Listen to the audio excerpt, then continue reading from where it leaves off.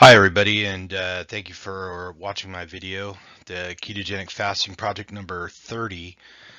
Today I'm talking about a book that I really wanted to read, or listen to in my case, but I was a little more reluctant to do a book review on it. It's kind of a tough one.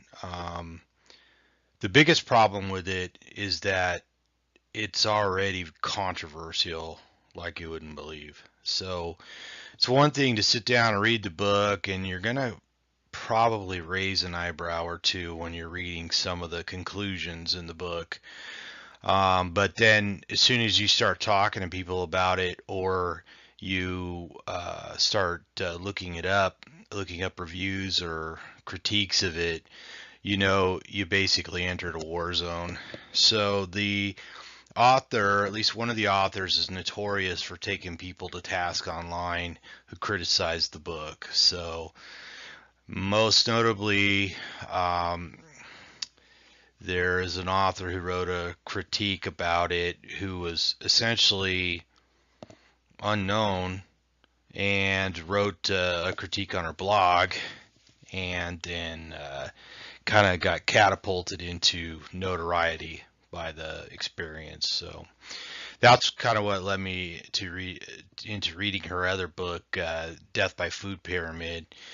So I don't really want any part of all that controversy. I just want to talk about the information in the book. So hopefully none of that's going to happen. But I wasn't crazy about the book, but I am glad I read it. So the China study is just one of the studies that's covered in the book. And the book is really about the author's opinion of the study and not so much the study itself, if that makes any sense. So the author talks about other research as well. It starts out talking about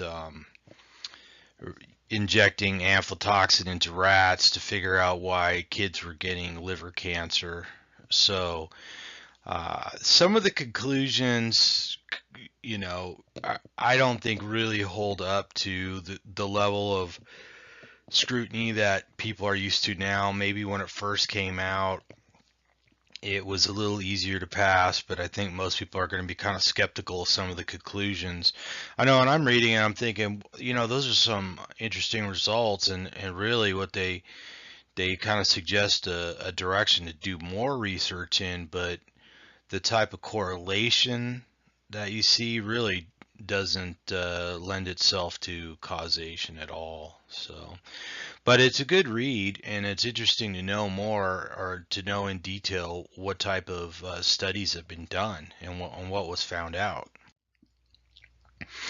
Like I said, it's multiple studies, and the authors give their personal interpretations. They don't necessarily give you a bunch of raw data, but it is available. I guess at one time it was kind of hard to come by, but now, because of all the controversy, you can look this stuff up, and of course quite a bit of stuff is published in PubMed.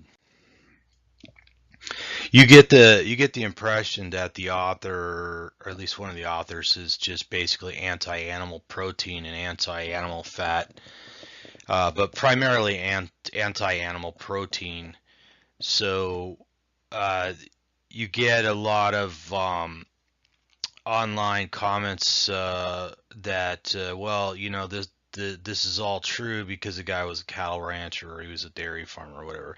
He talks about being coming from a cattle ranching family in the beginning, and as much as that's an interesting point, and maybe kind of leads in his direction, it doesn't necessarily mean anything, just because the guy was used to working with cattle, and then he decides animal protein's bad for you, doesn't necessarily mean he's any more correct, so you hear that point made, and it does get a little old, and it doesn't really have anything to do with science.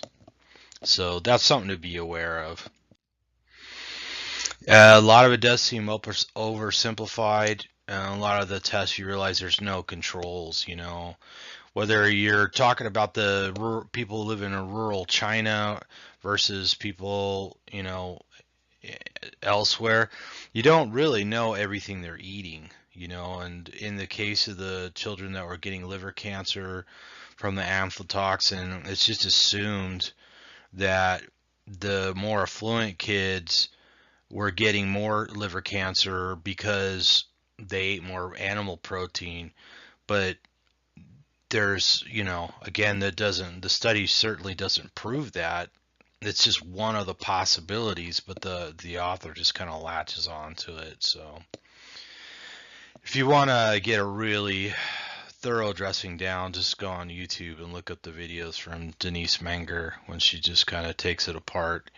So anyways, I happen to get uh, uh, directed to her work by a couple of different sources when I mentioned I was reading the China study, and it's a long book. It's a bit of a slog. I think the audiobook's about 18 or 19 hours, and I went through it twice. And, I'm glad I did, and I wouldn't discourage people from reading it, but I would say don't expect too much.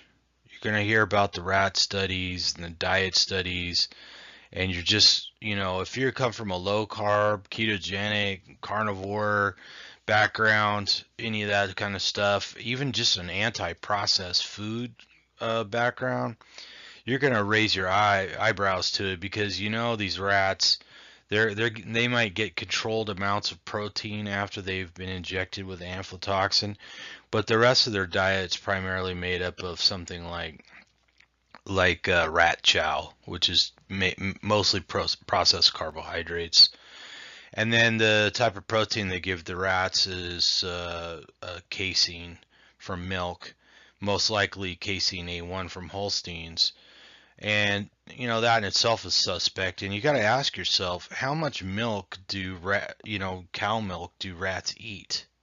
Do they eat milk their whole life? It's unlikely. So, rat studies are always suspect. I mean, it's a good place to start, but the considering that their only source of protein is milk protein, casein A1.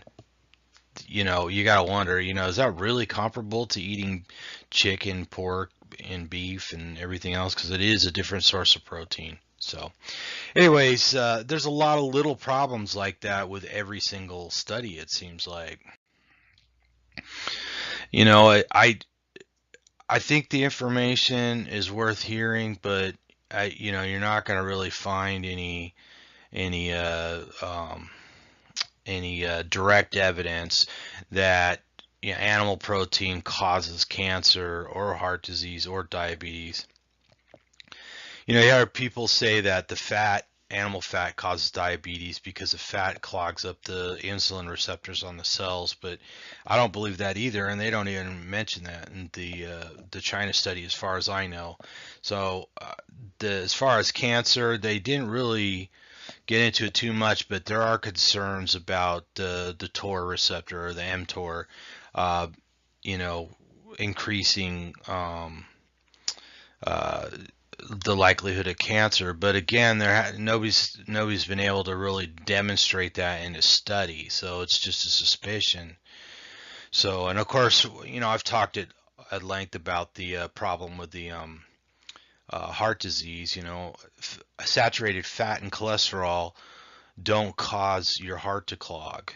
The damaged arteries around the heart are requiring those substances to be repaired. So it's not the animal protein or the animal fat that's causing the problem. We don't have anything that shows that animal fat is causing the inflammation, so I don't know how you prove that it causes heart disease, much less diabetes and cancer.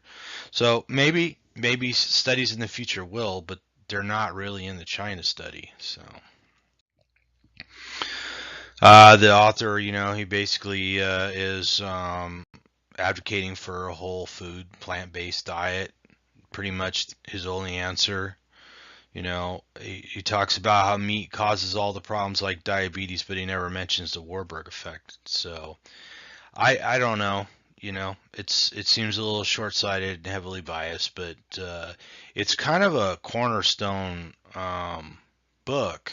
You know, so it does provide a lot of perspective, and there is some pretty fascinating information in it. Just don't expect to be too excited about it, you know, if you read it from the perspective of, you know, the low carb lifestyle.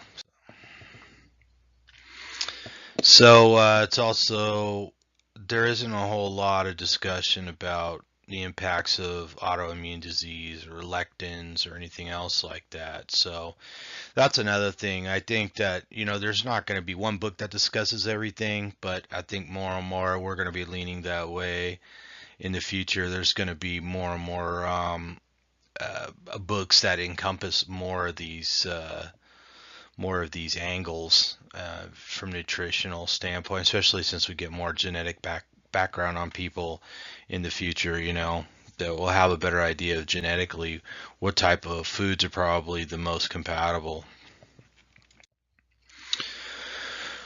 So the book does not mention either that, you know, the Egyptians come along and we know their culture pretty well, and where there's, you know, plenty of mummies to study, and it doesn't really say anything about the fact that they come along and they become smaller in stature and their brain capacity becomes smaller. The actual volume of the brain becomes smaller as they cultivate grains.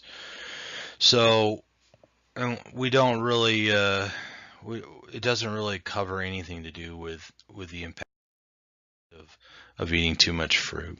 So, anyways, not a terribly exciting book to give a report on, but